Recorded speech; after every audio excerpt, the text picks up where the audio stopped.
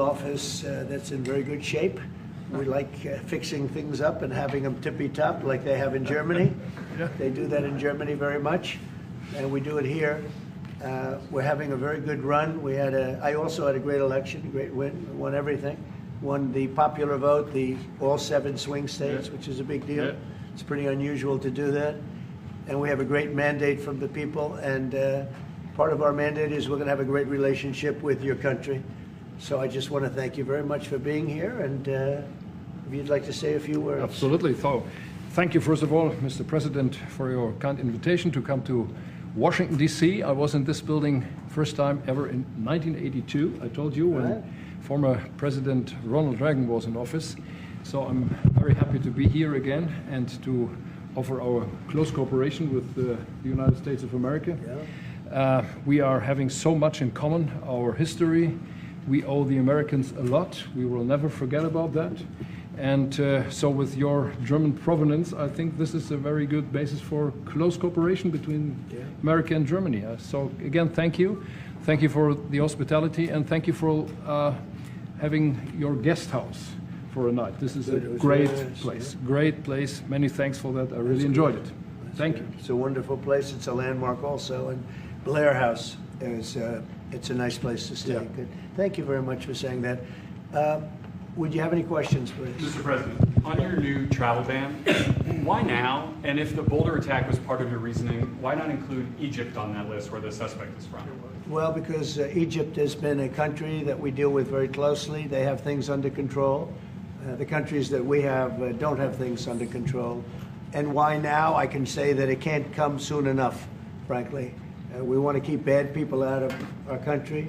The Biden administration allowed some horrendous people, and we're getting them out one by one, and we're not stopping until we get them out. We have thousands of murderers. I even hate to say this in front of the Chancellor. Of course, you have a little problem, too, with some of the people that were allowed into your country. It's not your fault. It's not your fault. It shouldn't have happened. I told her it shouldn't have happened, what she did. But you have your own difficulty with that, and we do, and we're moving them out, and we're moving them out very strongly. But it can't come fast enough. We want to get them out. We want to get them out now. We don't want to have other bad people coming into our country. By using the word bad, I'm being nice. Okay, the Democrats says a distraction, President. You put out on Truth Social a post regarding your conversation with President Xi. Right. Can you talk about whether or not you feel that trade talks, trade relations are back on track after appearing to be a little bit off track last week?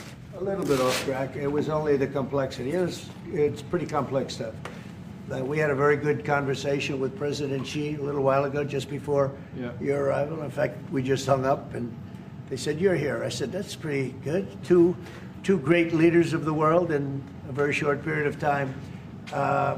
We had a very good talk, and we've straightened out any complexity. It's very complex stuff, and we straightened it out. The agreement was we're going to have Scott and Howard and Jameson will be going and meeting with their top people and continue it forward. But no, I think we have everything. I think we're in very good shape with China and the trade deal. We have a deal with China, as you know, but we were straightening out some of the points, having to do mostly with rare earth, magnets, and some other things. So those reduced trade tariff rates, they remain in effect? Yeah, we have the deal. I mean, we've had a deal. We announced the deal, and we'll be, I guess you could say, I wouldn't even say finalizing it up, Scott. I would say we have a deal, and we're going to just make sure that everybody understands what the deal is. Okay? We had a really good conversation. By the way, he invited me to China, and I invited him here. We both accepted. So I'll be going there with the First Lady at a certain point, and he'll be coming here, hopefully, with the First Lady of China. Mr. President, what do you expect from Germany? Go ahead, please. Did you talk about the Chinese students? Are you allowing them to come to the U.S.? No, Chinese students are coming. No problem. No problem. Okay, It's our honor to have them, frankly. Look, we want to have foreign students, but we want them to be checked. You know, in the case of Harvard and Columbia and others, all we want to do is see their list. There's no problem with that. This is anybody outside of our country, international students. because when we see some of the people that we've been watching, we say, where do these people come from? How is that possible? No, we want to have foreign students come. We're very honored by it, but we want to see their list. Harvard didn't want to give us the list. They're going to be giving us the list now. I think they're starting to behave, actually, if you want to know the truth. Mr. President. Yeah, please. On Russia, are you willing to put more pressure on Putin to end the war by imposing new sanctions on Russia and also on China? Well, remember, I'm the one that ended Nord Stream 2, going to a place called Germany, come to think of it. I'm sorry I did that. I don't know. But I ended Nord Stream 2. Nobody else did. And then when Biden came in, he immediately approved it. That's the largest, essentially the largest pipeline in the world, going to Germany and other countries. And by the way, we have so much oil and gas, you will not be able to buy it all. I mean, you literally, we have so much, and I hope we're going to make that a part of our trade deal because we have more than anybody else. We have actually the most, by far in the world, probably double what anyone else has. So we'll work on that. I'm sure that's something we'll discuss today. Mr. President. What do you expect from Germany and what do you expect from the Chancellor? Well, first of all, I'm glad to meet because I've been dealing with the Chancellor, and he's a very good man to deal with. He's difficult, I would say. Can I say that? It's a positive. Go ahead. You wouldn't want me to say you're easy, right? No. Yeah, he's a very great representative of Germany. I think all we want is just going to have a good relationship. The rest will just sort of follow very easily. We'll have a good trade deal. I mean, I guess that will be mostly determined by the European Union, but you're a very big part of that, so you'll be involved. But we'll end up hopefully with a trade deal, or we'll do something. You know, we'll do the tariffs. I mean, I'm okay with the tariffs, or we make a deal with the trade, and I guess that's what we're discussing now. Mr. President. Back there, please. Go ahead. Mr. President? Okay. Is Germany doing enough on defense, Mr. President? Is Germany doing enough on defense? What? Defense spending. Is Germany doing enough on defense? The Chancellor wants to. Is Germany doing enough on Chancellor wants to defense? spend 3.5. Well, I don't know. I mean, I haven't discussed it very much. I know that you're spending more money on defense now, and quite a bit more money, and that's a positive Definitely. thing. I'm not sure that General MacArthur would have said it's positive, you know. He wouldn't like it, but I sort of think it's good. You understand what I mean by that? Absolutely, I understand. He made a statement, never let Germany rearm. And I said, I always think about that when he says, sir, we're spending more money on defense. I say, oh, is that a good thing or a bad thing? I think it's a good thing. But, you know, at least to a certain point. There'll be a point when I'll say, please don't arm anymore, if you don't mind. We'll be watching him. I'll get it. Mr. President. Question on Biden, Mr. President. Yeah, Biden, you said Biden. Your predecessor dismissed your autopen investigation. He said he made all the decisions during his presidency. I'm curious your reaction to his dismissal. Well, look, the autopen, I think, is the big scandal outside of the rigged election of 2020. I think the biggest scandal of the last many years is the autopen. And who's using it? I happen to think I know, okay, because I'm here. And I'm not a big autopen person, fortunately. I'm glad. I'm very glad. It's an easy way out. But it's a very bad thing, very dangerous. You know, I sign important documents. Usually when they put documents in front of you, they're important. Even if you're signing ambassadorships, and I consider that important. I think it's inappropriate. You have somebody that's devoting 4 years of their life or more to being an ambassador. I think you really deserve, that person deserves to get a real signature, not an autopen signature. And I can tell autopen easily. I can look at it. Like two little pinholes from pulling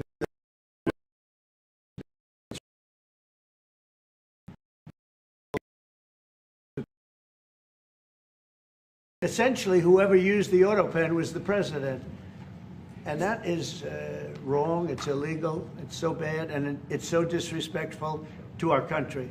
Mr. President. Mr. President, will you leave your troops in Germany? And if I may ask a question to the Chancellor to answer in German for the German audience, how is your first encounter been? The answer is yes. We'll talk about that. But if they'd like to have them there, yeah, we have a lot of them, about 45,000. It's a lot of troops. It's a city when you think of it. That's good economic development. They're highly paid troops, and they spend a lot of money in Germany. but the relationship with Germany is very important. Yeah, we'll be doing that, no problem. May I say a few words in German to Yes, the German please. public? So, danke für die Frage. Wir sind hier im Weißen Haus und ich bedanke mich beim Präsidenten für den sehr freundlichen Empfang im Oval Office in diesem weltweit bekannten Raum. Ich freue mich sehr, hier zu sein und wir bereiten eine Vertiefung unserer Zusammenarbeit vor. Ich freue mich sehr darüber. Mr. President, you've made Mr. President, freedom of Do you speech. speak English because you speak such good English? Is it as good as your German, would you say? Do you feel, no, do you No, feel it's not more my mother comfortable? tongue. No, it's not my mother tongue, but I try to understand almost everything and Yeah, very to good. speak as good as I can. Very good. You know, it's Mr. President, you've made it's an freedom- achievement, actually. Mr. Mr. President, can The we follow up on the criticism that I've autopen? seen thank you, Mr. President. The criticism that I've seen, and I'm sure you've seen, regarding Elon Musk and your big, beautiful bill, what's your reaction to that? Do you think it in any way hurts passage in the Senate, which of course, what is you're seeking? Well, look, you know, I've always liked Elon, and it's always very surprised. You saw the words he had for me, the words of, and he hasn't said anything about me that's bad. I'd rather have him criticize me than the bill, because the bill is incredible. It's the biggest cut in the history of our country. We've never cut. It's about 1.6 trillion in cuts. It's the biggest tax cut. You would say, people's taxes will go way down, but it's the biggest tax cut in history. It's we are doing things in that bill that are unbelievable. And when you look at what we're doing for small businesses, for people, for middle-income people, all of the things that we're doing, nobody's ever seen anything like it. And, you know, Elon's upset because we took the EV mandate, and, you know, which was a lot of money for electric vehicles. And, you know, they're having a hard time, the electric vehicles. And they want us to pay billions of dollars in subsidy. And, you know, Elon knew this from the beginning. He knew it for a long time ago. That's been in there. That's been, I would say, JD, that hasn't changed. That's been right from the beginning. Mr. Secretary, that hasn't changed at all, right from the beginning. But I know that disturbed him. He wanted, and rightfully, you know, he recommended somebody from, that he, I guess, knew very well. I'm sure he respected him, but to run NASA, and I didn't think it was appropriate. And he happened to be a Democrat, like totally Democrat. And I say, you know, look, we won. We get certain privileges, and one of the privileges, we don't have to appoint a Democrat. NASA is very important. We have great people. General Kane is going to be picking somebody with our, we'll be checking him out and seeing, but he wanted that person, a certain person, and we said no. And, you know, I can understand why he's upset. Remember, he was here for a long time. You saw a man who was very happy when he stood behind the Oval desk, and even with the black eye, I said, do you want a little makeup? We'll get you a little makeup. But he said, no, I don't think so, which is interesting and very nice. He wants to be who he is, so you could make that statement too, I guess. Look, Elon and I had a great relationship. I don't know if we will anymore. I was surprised because you were here. Everybody in this room practically was here as we had a wonderful send-off. He said wonderful things about me. You couldn't have nicer. Said the best things. He's worn the hat. Trump was right about everything. And I am right about the great, big, beautiful bill. We call it a great, big, beautiful bill because that's what it is. And again, biggest tax cuts in history, biggest economic development moves anywhere. We've never done anything like it. Business is spurred. And I don't know if you've seen the numbers, but the numbers came out. Even the CBO, which is run by Democrats, said that we're going to be doing, you know, I'd like you to discuss it, the 2.8 trillion, that CBO. This is a group of people that are Democrats. They're very hostile to us. They just came out with phenomenal numbers, what it does. You want to mention that, Scott? Yes, sir. So what we've seen is we keep hearing from the CBO that there's going to be a large deficit from the bill, which we disagree with, but using the CBO scoring, they came out and scored the tariff revenue. We think it'll be the minimum of 2.8 trillion over the 10-year window, which actually puts the bill in surplus if you include the tariff revenue, which they won't do. It gives you a tremendous surplus, but we're not allowed to use that. For some reason, they say scoring. Nobody knows what scoring means. Maybe a couple of people, but nobody. Somebody sits in the background. They say, well, we're not going to allow that. They're not allowing other things that we have that are tremendously profitable for our country. But if you saw the other day, CNBC, they came out with numbers, and the people on the show, very good people, I've watched them for a long time, they couldn't believe the numbers, how good they are. The numbers were incredible, and that was personal income and also very low inflation. We have very low inflation. We're down to 2% now, and maybe even lower than that. And when I took it over, it was a mess. Remember, we had the worst inflation probably in the history of our country. They say 48 years, but let's say I think it's worse than that. So we had the worst inflation in the history of our country under the Biden administration. Now we're down to a beautiful number, 2%. You guys all hit me about eggs. Eggs have come down 400%. Everybody has eggs now. They're having eggs for breakfast again. But if you look at gasoline, very important. I think always the most important because it's the energy is the biggest factor. That's what happened. He screwed up our energy policy, and everything went up because energy went up. But now energy is way down, and they have states where you're at $1.98 a gallon for gasoline. So the costs have come way down, and one of the things I ran on was that. I ran on the border. We have the best border in the history of our country, 99.99%. It was last week, 3 people came in, 2 of them for medical reasons. We let them in because one of them had a heart attack. I think it was a nice thing to do, and one of them had something else. So we've never had, I had very good numbers for 4 years, but we really topped it. And I want to thank Christie and Tom Homan. They've done a fantastic job. But nobody mentions that anymore. Remember, a few months ago, the border was a total disaster. People were coming in by the hundreds of thousands of people a day, a week, a month. I mean, we had a month, 2 million people came in 1 month. The border was being overrun, and a lot of bad people, criminals, murderers, drug dealers. We had some of the worst people in the world coming in from all over the world. It's totally closed. And you know what? People are coming into our country, but they're coming in legally. So we've done a great job. Elon knew that. Elon endorsed me very strongly. He actually went up in campaign for me. I think I would have won. Susie would say I would have won Pennsylvania easily anyway, even if the governor ran, the real governor, not the governor from Minnesota, he's a sick puppy, that guy. That poor guy, I feel sorry for him. But they made a bad choice with him. But if you pick Shapiro or anybody else, I spoke to him recently about his house being set on fire, which was terrible. But if they picked him, I would have won Pennsylvania. I won it by a lot. But I'm very disappointed because Elon knew the inner workings of this bill better than almost anybody sitting here, better than you people. He knew everything about it. He had no problem with it. All of a sudden he had a problem. And he only developed the problem when he found out that we're going to have to cut the EV mandate, because that's billions and billions of dollars. And it really is unfair. We want to have cars of all types. Electric, we want to have electric, but we want to have a gasoline, combustion. We want to have different. We want to have hybrids. We want to have we want to be able to sell everything. And when that was cut, and Congress wanted to cut it, he became a little bit different. And I can understand that. But he knew every aspect of this bill. He knew it better than almost anybody.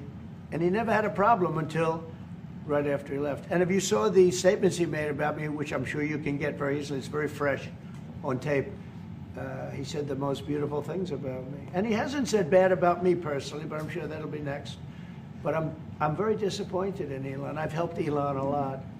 And Mr. President, I just want to clarify, did he raise any of these concerns with you privately before he raised them publicly? And this is the guy you put in charge of cutting spending. Should people not take him seriously about spending now? Are you saying this is all sour grapes? No, he worked hard and he did a good job.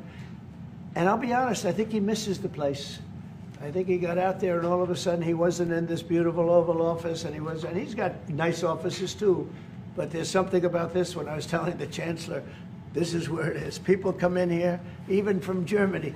They come in and they walk into the Oval Office, and it's just a special place. It's, World War I, it started and it ended here, and World War II, and so many other things. Everything big comes right from this beautiful space. It's now much more beautiful than it was 6 months ago. A lot of good things are happening in this room. And I'll tell you, he's not the first.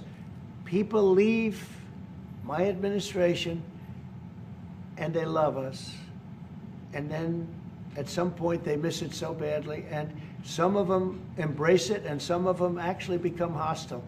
I don't know what it is. It's sort of Trump derangement syndrome, I guess they call it, but we have it with others too. They leave and they wake up in the morning and the glamour's gone, the whole world is different, and they become hostile.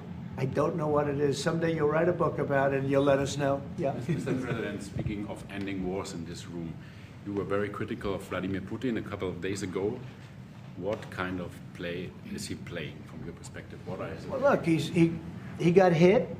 He's been doing hitting, so I understand it. But he got hit hard, and I don't think he's playing games. I think I've always said he wanted the whole thing. I thought he wanted the entire, everything having to do with Ukraine. That's something that would have never happened if I were president. The election was rigged. I didn't get to be president, but I got to be president now. And I think it's a much more important presidency. Other than a couple of things like that, the war would have never happened. The war with Ukraine, with Putin, would have never happened, ever, not even a chance. And it didn't happen for 4 years. And it wasn't thought of. I used to talk to him about Ukraine a lot. It was the apple of his eye, but he would have never done what he did. And I think mistakes were made by him, but I think mistakes were made by other people. The president should have never allowed that war. Biden should have never allowed that war to happen. If you had the right guy in here, that war would have never happened. Israel would have never happened with Hamas. That would have never happened. The attack on Israel would have never happened because Iran was broke. They had no money. They had no money to give to Hamas or Hezbollah or anybody else. And all of that would have never happened. Inflation wouldn't have happened. It was caused mostly by energy. And the Biden administration messed up my great energy policy. We were down into the 190 a gallon, and it would have never happened. It was caused by energy and their bad spending on the Green New Scam and other things that they spent on. But all of those things would have never happened. But maybe most importantly, the war, Chancellor, with Russia would never have happened with Ukraine. It was something that would have, you know, I dealt with Putin a lot. There was no chance, zero. And you know, a lot of people say, how do you know? For 4 years it didn't happen. There was never a chance of it happening. And he understood the consequences. Now, it's a shame. I mean, when you see all of those people, they came out with a report today that millions of people have died, much more than people thought. And I've been saying that for a long time. The amount of death in that war is far greater than the news has been reporting, or than, frankly, that either side has been reporting. It's a very sad thing. And I can tell you, just speaking for the Chancellor, because we speak about it, he feels the same way. He wants to see it ended. Would you like to say something? Absolutely. And I'm here, Mr. President, to talk with you later on how we could contribute to that goal. And we all are looking for measures and for instruments to bring this terrible war to an end. And may I remind you that we are having June 6th tomorrow. This is D-Day anniversary, when the Americans once ended a war in Europe.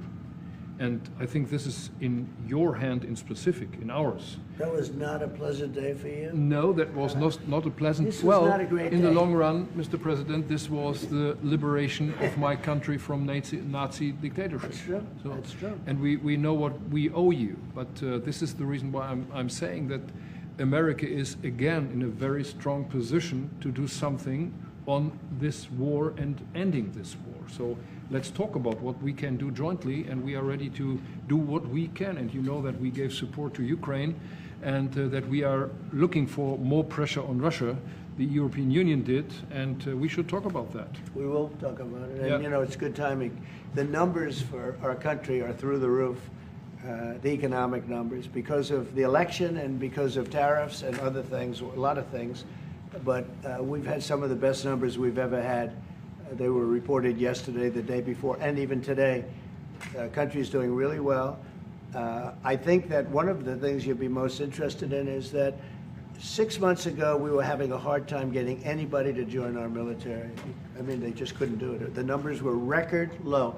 We couldn't get people to join the military. It wasn't me. This was before I got there, the past administration. But 6 months ago, a year ago, the numbers were record low. You couldn't get them to join. That included the police.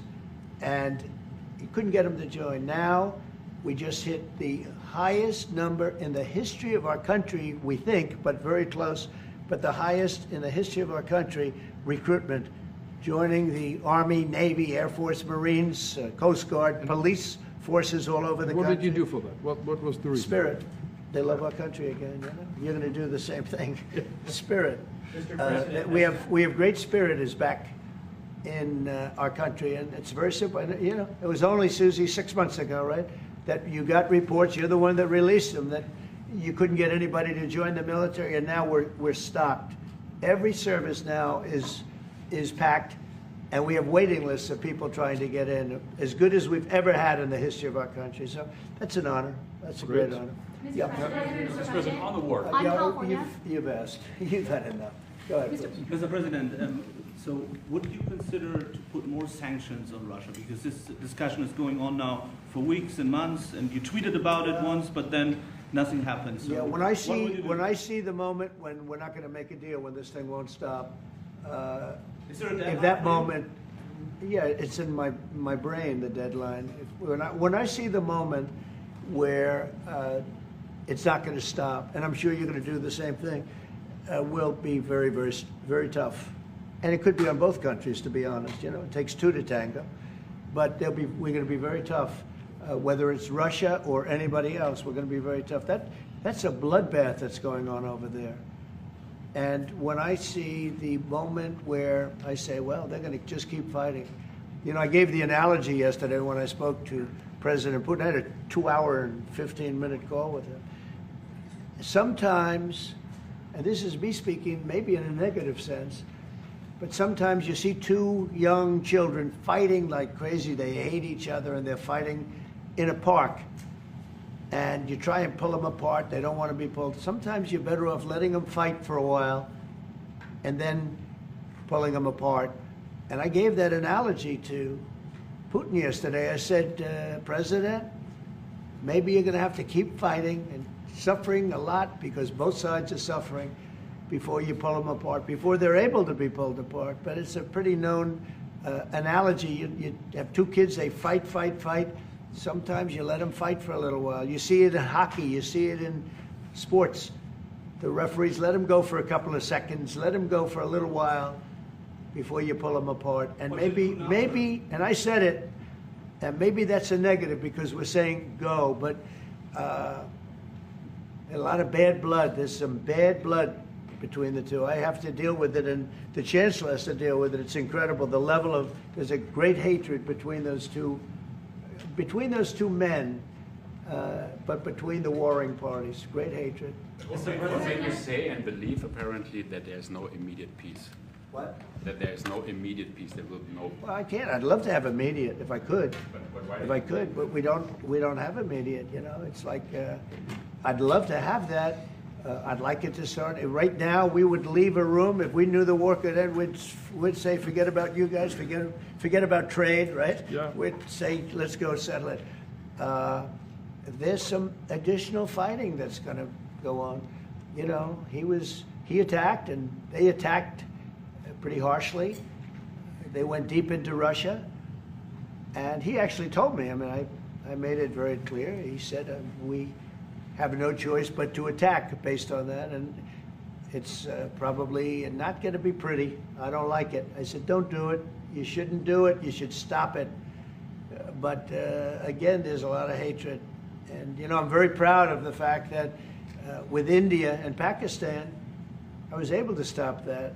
And those are nuclear powers. And that was getting close to being out of hand. And I spoke to some very talented people on both sides, very good people on both sides. And I said, you know, we're dealing with you on trade, Pakistan and India, right now.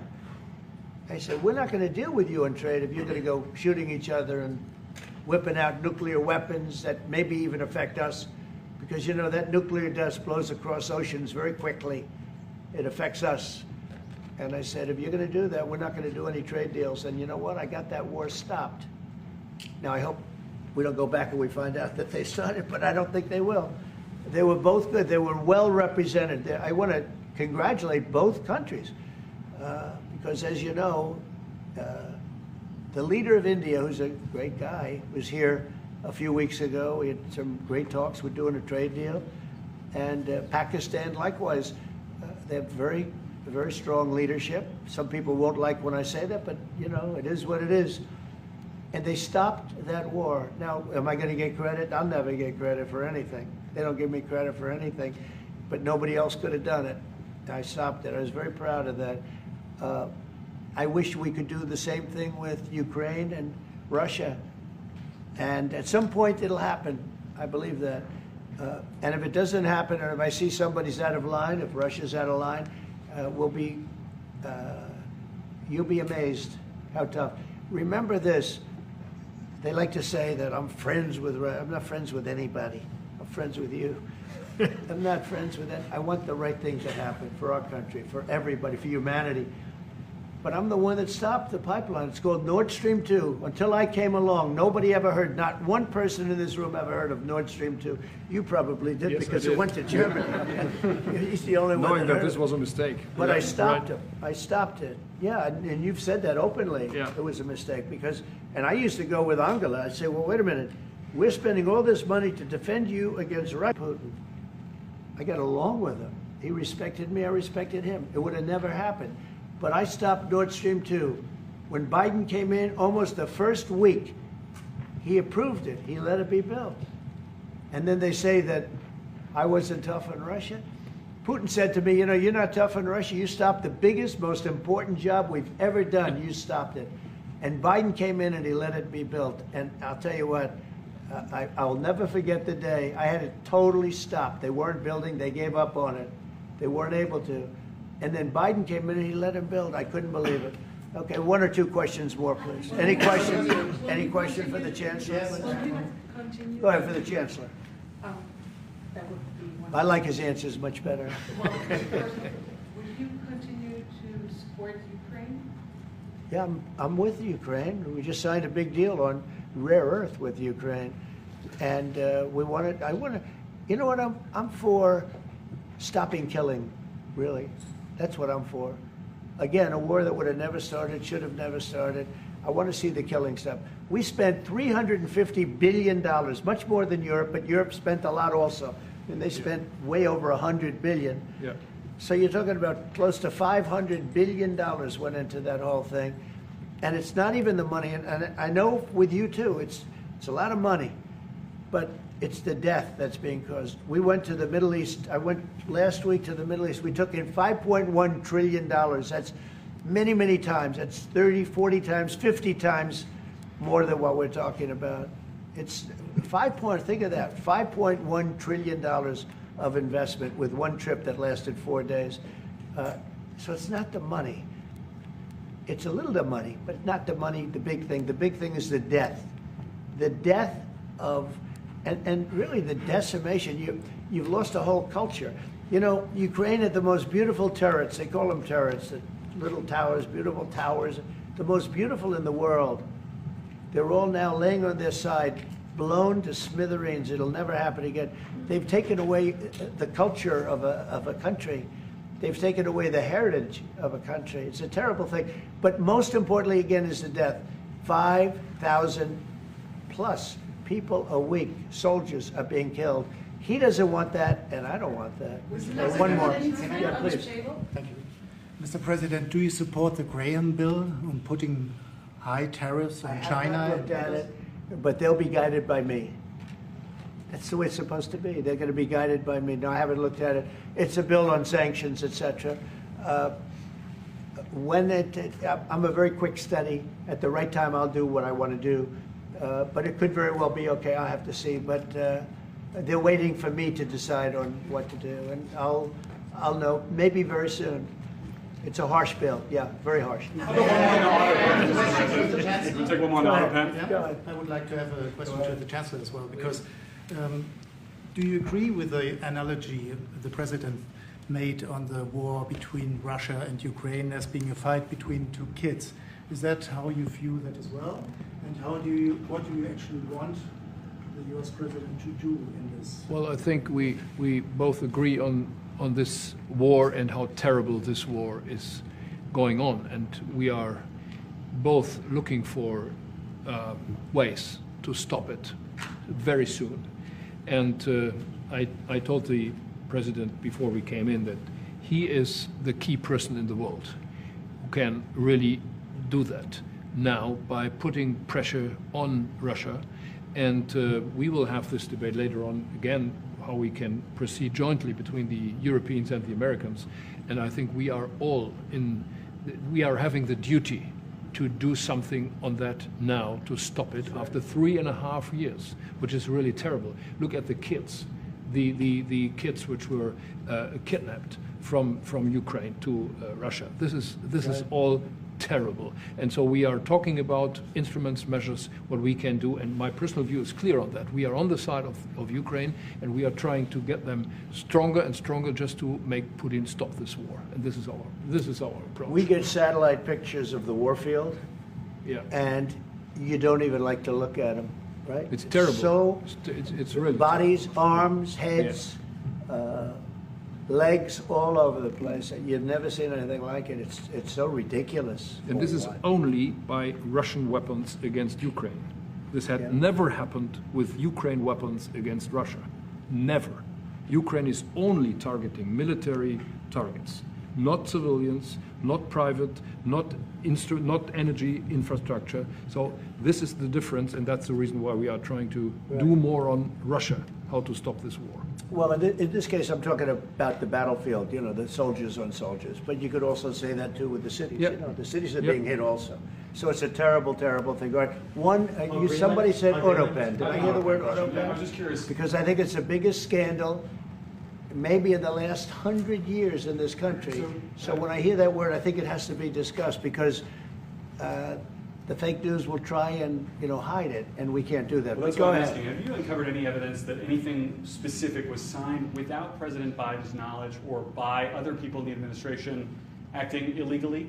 Well, I don't think Biden would know whether or not he signed it. I'm asking if you've uncovered any of that information. No, but I've uncovered, the human mind. I was in a debate with the human mind, and I didn't think he knew what the hell he was doing. So, it's just one of those things, one of those problems. We can't ever allow that to happen to our country.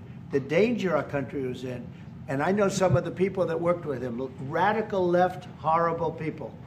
And I could give you the name of some of the people that used the autopen, because I'm here, and I ask questions about people that were here also. There are a lot of people that were here when that happened, and they're here right now, and they'll answer your question very accurately. But I know some of the people that use that autopen, and those are not the people that had the same ideology as Joe Biden. These were radical left lunatics that used that, and they didn't get elected. He didn't get elected either, actually. Thank you very much, everybody. Thank you, guys. Thanks, guys. Thank you very much.